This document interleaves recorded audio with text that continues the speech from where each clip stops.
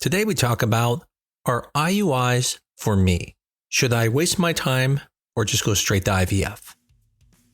I'm Dr. Mark Amos, and this is Taco About Fertility Tuesday.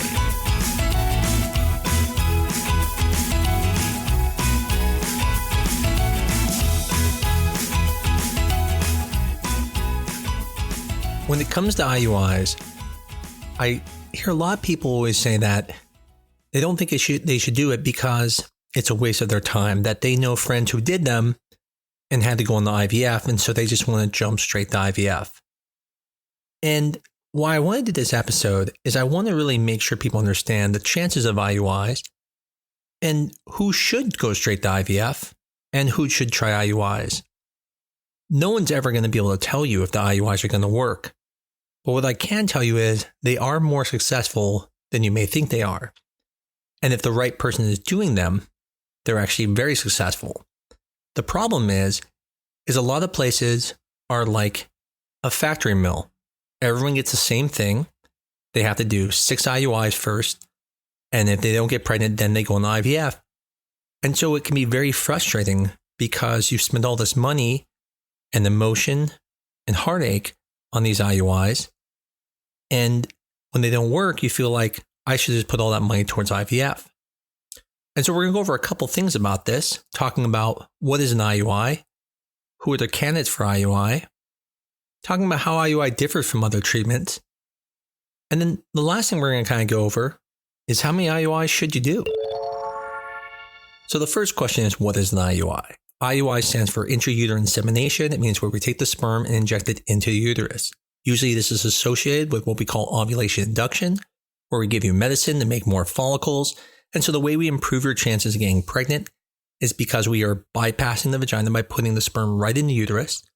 So if there's sperm antibodies or a hostile environment, it would bypass that. The other benefit is the sperm then is clean. It is the best sperm that's injected in the uterus. There's even more sperm being put in the uterus than would be naturally. Naturally, there's millions and millions of sperm, but only 100,000 sperm get into the uterus. Now, millions get in the uterus, which help improve. Even in a normal semen analysis, the sperm is not perfect. And so there could be problems where the sperm struggles to get to where it needs to be. And so the IUI helps that by removing a lot of the sperm that get in the way and by putting the best sperm in the best position to have success. Anyone who has fallopian tubes that are open and have sperm counts at least above 10 million per ejaculate are going to be decent candidates for IUIs. But there are certain candidates that are better than others. For example, if you have low sperm counts, but they're not super low, above 10 million, then you'd be a great candidate for IUIs. Matter of fact, there are some men who have motility issues where the sperm quality isn't that good, but they have plenty of sperm. They are fantastic candidates for IUIs. People with unexplained infertility where there's not an obvious cause, but they've only been trying for less than a few years, they're decent candidates for IUIs. Other candidates for IUIs are going to be people who sometimes have problems with ejaculation or have problems with erections. Now IUIs can allow the timing to be perfect because you can maximize the chances of the sperm and egg being there at the same time. Same-sex couples or couples using donor sperm are also great candidates for IUIs because there's really not infertility, it's just needing to get the sperm in the right place. Now, out of that group, probably the one that's not as great as the rest of the group is the unexplained infertility. And I usually break that into a couple years of trying to determine who's the better candidates. If it's someone's only been trying for a year, I think IUIs are fantastic. If someone's been trying for 3 years, I don't waste my time with IUIs. So I would tell people if you have 2 years of trying and not getting pregnant, and it's not something wrong with the tubes, the sperm count isn't very severe, it's not unreasonable to try IUIs. But if it's been over 2 years, you're really on that line where it may not be worth doing IUIs, and there's a good chance it may not work. Now, the question is, how much does it work? Well, this is going to depend a little bit about where you do the IUI cycles. So the IUI itself is cleaning the sperm, injecting into the uterus. But the way you put the cycle together makes a difference too. Someone who is 25 years old and you give them Femara and you make a few eggs, that's going to be good enough. But if you are 42 years old and you're just getting Femara, it's probably not going to help you. So in general, we like to give numbers such as Femara only IUI cycles or Clomid only IUI cycles are somewhere around a 12 to 14% live birth rate, which is pretty low. I honestly only use that type of protocol in people who are very high candidates for IUIs, such as same-sex couples or people who don't want twins or people who just have a low sperm problem.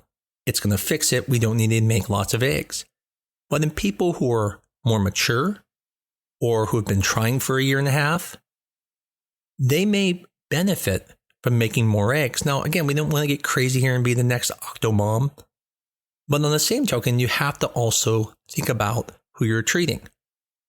If you're under 35, we know 60% of the eggs are going to be normal. You don't need to make more than 2 eggs. You can even get away with just 2 or 3. But we know at 42, over 80 to 85% of the eggs are going to be abnormal. It takes 4 to 8 eggs potentially to get a couple good ones. And so someone who is at 40, I'm wanting a minimum of 3 to 4 eggs. By 42, I'm shooting for 4 to 5 eggs. And so when we talk about chances of getting pregnant, it depends on the aggressiveness of the protocol and the appropriateness of the protocol. Appropriateness matters based off of the person's age and situation. I would never give that strong of a protocol to someone who's 26.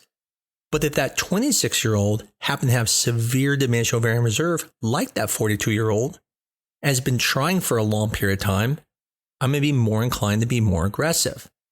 Now again, aggressiveness means just to help improve chances. You don't just make a lot of eggs if it's a sperm problem. Because once you do the IUI, you fix the sperm problem. In that situation, you want to back off a little bit. But if it's an egg issue, you need to adjust.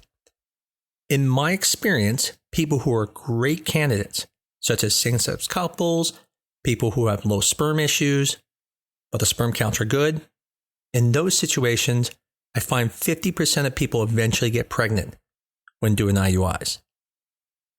If it's couples that are not good candidates, it tends to be lower, even around 25%. So I'm not a big fan of IUIs in those candidates who are not good candidates. But if you fall into the good candidates, about 50% of people will get pregnant. Now, what's interesting is that if you are more aggressive, like I was saying, and you're giving the right protocol, I tend to get pregnancy rates between about 15 to 22%. Now, the important part here is, again, making sure it's appropriate for you. So I don't want you to feel like you should be asking your doctor to be more aggressive. You may not need that. If it's just a male factor problem, then you can probably get away with just Femara or Clomid, and that's going to be enough, and you'll probably have success. Now, the question is, how many times do you do it? Do you just keep doing it until you get pregnant? Well, there's been studies out there that have shown that if it's going to work, it's really going to work in the first 3 to 4 cycles. About 90% of the people who are going to get pregnant are pregnant in the first 3 to 4 cycles. That doesn't mean you can't do more. If your insurance covers it, keep doing it. Why would you want to pay to go on the IVF? Give it a few more tries, but understand that the chances of getting pregnant are probably going to be lower after those 3 to 4 cycles, because if it was going to work, it's probably going to work right away. Now, it doesn't mean that if you get pregnant, and let's say you have a miscarriage, well, you've already done 2 cycles, so you only have 1 more left. It starts over again. At that point, it's now another 3 cycles. The reason it seems like IUIs aren't that good is because when you hear 15 to 22%, you're like, wow, what is Dr. Hamel so excited about? But keep in mind, the cumulative pregnancy rate is going to be close to 50%. So after doing 3 cycles, you'll be 50% or even higher. Whereas with IVF, it's 1 cycle and you have this high percentage, 67% or higher.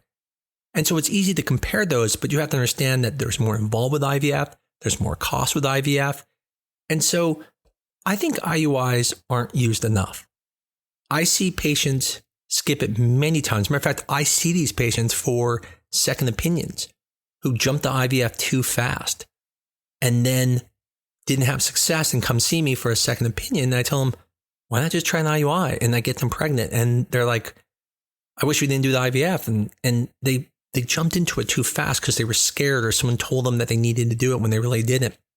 Matter of fact, patients with polycystic ovarian syndrome tend to do very well with IUIs if done correctly.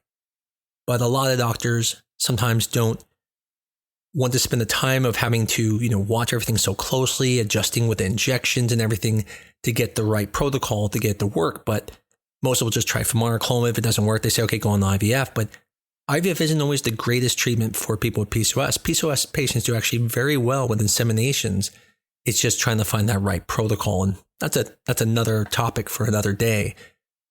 But the point is, IUIs are very useful. And I think the main thing is, before you go jumping straight to IVF, understand that most people are pretty good candidates for IUIs. And I do agree, no one should just do them to do them. I think that's a waste. And I see clinics all the time do like timed intercourse first and then do IUIs and then they go on IVF. And like, why did you go through all that? There was no reason. Sperm was too low. You should have went straight to IVF. But there are times it is worth doing that. And that's where you need to talk to your doctor and you need to find out what is best for you. And if you have any questions and you feel like, maybe that isn't right for me, ask them. And if you need to, get a second opinion. I do the things the way I do them because I believe in them, but doesn't mean I'm always 100% correct. And so second opinions are great. And so get yourself a second opinion if needed. The next part is that it's not just IUI or IVF. There are other things in between. So for some people, there could be things we're seeing a urologist to help sperm levels, maybe get to the point where you don't even need IUIs or IVF. You can end up maybe needing a laparoscopy because maybe you have endometriosis and you need to clean it up.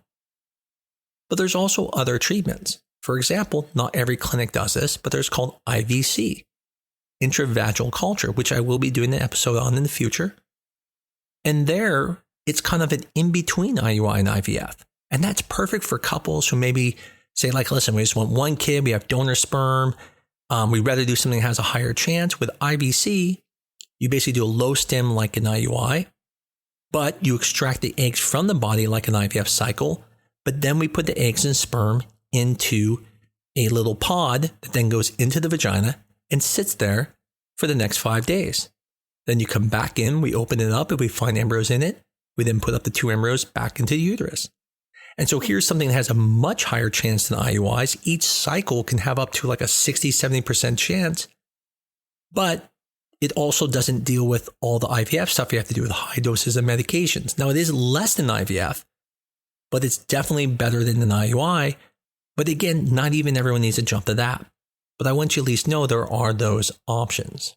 In the end, no one's ever going to tell you that IUIs are better than or equal to IVF. If IVF was free, everyone would do IVF.